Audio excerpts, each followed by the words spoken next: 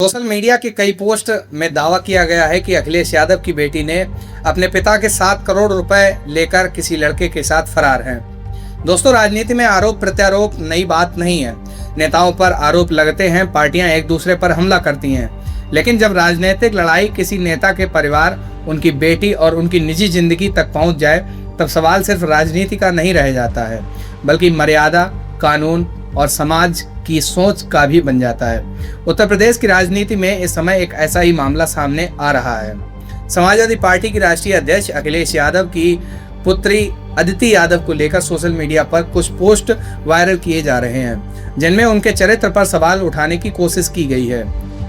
उन्हें एक विदेशी युवक के साथ जोड़कर कथित रूप से घर से करोड़ों रुपए लेकर भाग जाने की बातें लिखी जा रही हैं। इन पोस्टों के सामने आने के बाद समाजवादी पार्टी के नेताओं और कार्यकर्ताओं में भारी नाराजगी देखने को मिली है और कई जिलों में पुलिस कार्रवाई की भी मांग की गई है।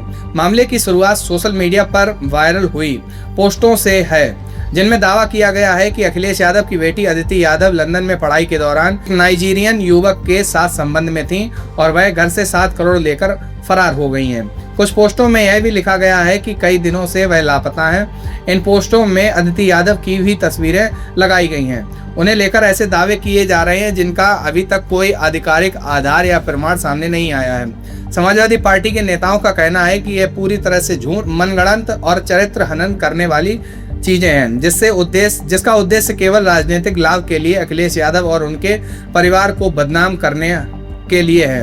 कन्नौज के सेवरामऊ में समाजवादी पार्टी के नेता दीपू चौहान ने पुलिस को लिखित शिकायत देते हुए कई सोशल मीडिया अकाउंट्स के खिलाफ मुकदमा दर्ज करने की मांग की है। शिकायत में कई फेसबुक आईडी सहित कई अन्य अकाउंट्स का उल्लेख किया गया है। इसके साथ ही राहुल मिश्रा, आलोक कुमार, शिल्पी पंडित और ईशान प्रताप सेंगर जैसे नामों का भी जिक्र किया गया है, जिन पर आरोप लगाया गया है कि इन्होंने ही इन पोस्टों को साझा किया और उन पर आपत्तिजनक टिप्पणियां की हैं। शिकायत के साथ सोशल मीडिया पोस्टों के स्क्रीनशॉट भी पुलिस को सौंपे गए हैं। शिकायतकर्ताओं का कहना है कि इन पोस्टों में एक महिला की गरिमा, सम्मान और प्रतिष्ठा को ठेस पहुंचाने का प्रयास किया जा रहा है। लखीमपुर खीरी में भी समाजवादी पार्टी महिला सभा ने पुलिस से एफआईआर दर्ज करने की मांग की है। महिला सभा की नेताओं का कहना है कि किसी भी राजनीतिक मतभेद के बावजूद किसी महिला के चरित्र पर इस तरह के आरोप लगाना न केवल अनैतिक है बल्कि कानूनन अपराध भी है। उनका कहना है कि सोशल मीडिया पर फैलाए जा रहे ऐसे भ्रामक और आपत्तिजनक पोस्ट समाज में गलत संदेश देते हैं और महिलाओं के सम्मान को ठेस पहुंचाते हैं। लखनऊ में भी समाजवादी पार्टी के कार्यकर्ताओं ने हजरतगंज कोतवाली पहुंचकर शिकायत दर्ज कराई है। पार्टी नेताओं ने आरोप लगाया है कि अदिति यादव की तस्वीरों को वायरल कर अभद्र टिप्पणियां की गई हैं, झूठी कहानियां गढ़कर सोशल मीडिया पर फैलाया गया है। पुलिस को दिए गए ज्ञापन में कहा गया कि इन पोस्टों से समाज में भ्रम फैल सकता है और कानून व्यवस्था की स्थिति भी प्रभावित हो सकती है।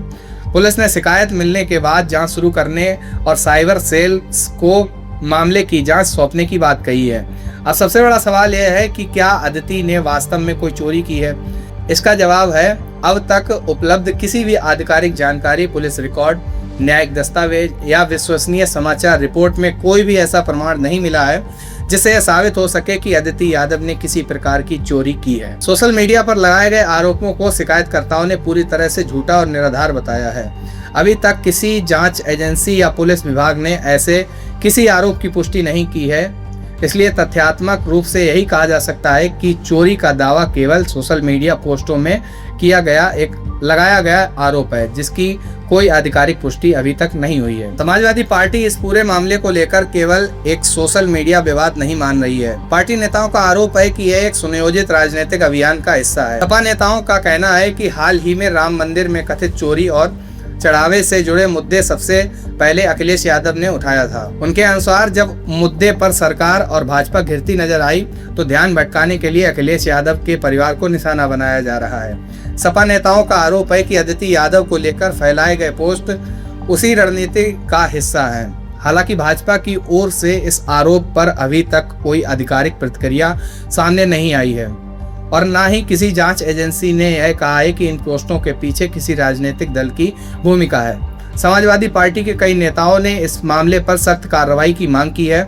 उनका कहना है कि राजनीतिक विरोध लोकतंत्र का हिस्सा है, लेकिन किसी नेता की बेटी को निशाना बनाकर झूठी कहानियां गढ़ना लोकतांत्रिक मूल्यों के खिलाफ है। पार्टी नेताओं ने चेतावनी दी है कि यदि दोषियों के खिलाफ कार्रवाई नहीं हुई तो आंदोलन करने को मजबूर होंगे। पुलिस की ओर से अभी तक यही कहा गया है कि शिकायतों की जांच की जा रही है, संबंधित सोशल मीडिया अकाउंट्स की पहचान की जा रही है और साइबर विशेषज्ञ यह पता लगाने का प्रयास कर रहे हैं कि पोस्ट कहां से किए गए हैं और किन लोगों ने उन्हें प्रसारित किया है। अभी तक सार्वजनिक रूप से ऐसी कोई आधिकारिक जानकारी सामने नहीं आई है कि कितने लोगों के खिलाफ एफआईआर दर्ज हो चुकी है या कितने लोगों की गिरफ्तारी हुई है। फिलहाल मामला जांच के स्तर पर है और पुलिस साक्ष्य जुटाने में लगी हुई है। यह पूरा मामला केवल एक राजनीतिक विवाद नहीं बल्कि सोशल मीडिया की जिम्मेदारी और उसकी सीमाओं पर भी सवाल खड़े करते हैं। आज के दौर में कोई भी झूठी खबर, फोटो या पोस्ट कुछ ही घंटों में लाखों लोगों तक पहुंच जाती है। कई बार बिना किसी तथ्य जांच के लोग ऐसी सामग्री को साझा कर देते हैं जिससे किसी व्यक्ति की प्रतिष्ठा को बहुत ज़्यादा क्षति पहुंचती है। खासकर जब निशाना किसी महिला को बनाया जाए तब मामला और भी ज़्यादा गंभीर हो जाता है। अंत में इस पूरे प्रकरण का सार यही है कि अदिति यादव के खिलाफ सोशल मीडिया पर कई आपत्तिजनक और भ्रामक पोस्ट वायरल किए गए हैं। समाजवादी पार्टी ने इन्हें झूठा और चरित्र हनन की कोशिश बताया है। कन्नौज, लखीमपुर और लखनऊ समेत कई जगहों पर पुलिस ने शिकायतों को दर्ज किया है। कुछ सोशल मीडिया अकाउंट्स और व्यक्तियों के नाम शिकायतों में शामिल किए गए हैं, लेकिन अब तक किसी आधिकारिक जांच में अदिति यादव के खिलाफ लगाए गए चोरी या भाग जाने जैसे आरोप सिद्ध नहीं हो पाए हैं। पुलिस मामले की जांच कर रही है और आने वाले दिनों में यह स्पष्ट होगा इन पोस्टों के पीछे कौन लोग थे और उनके खिलाफ कानूनी कार्रवाई की जाएगी। फिलहाल सबसे महत्वपूर्ण बात यह है कि किसी भी वायरल पोस्ट को सच मानने से पहले उसके तथ्यों की जांच की जाए, क्योंकि सोशल मीडिया पर दिखाई देने वाली हर चीज सच नहीं होती है। राजनीति में मतभेद हो सकते हैं, लेकिन किसी की बेटी, बहन या परिवार की गरिमा को निशाना बनाना किसी भी सभ्य समाज के लिए स्वीकार्य नहीं माना जा सकता है। फिलहाल इस खबर में इतना ही है। आज की इस पूरी खबर को लेकर आपकी क्या राय है हमें नीचे कमेंट बॉक्स में जरूर बताइए। फिलहाल आज के लिए इतना ही। बने रहिए INDC नेटवर्क के साथ। मिलते हैं एक नई खबर के साथ। बहुत बहुत धन्यवाद।